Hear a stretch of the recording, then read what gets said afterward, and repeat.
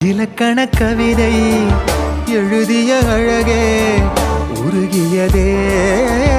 என் உயிரே உனதிரு விழிகள் இமைத்திடும் பொழுதில் பகலிரவு உரைகிறதே இதயம் கேட்குதே என் காற்றாக கனவாக கை வீசும் காதல் இவள் யாரோ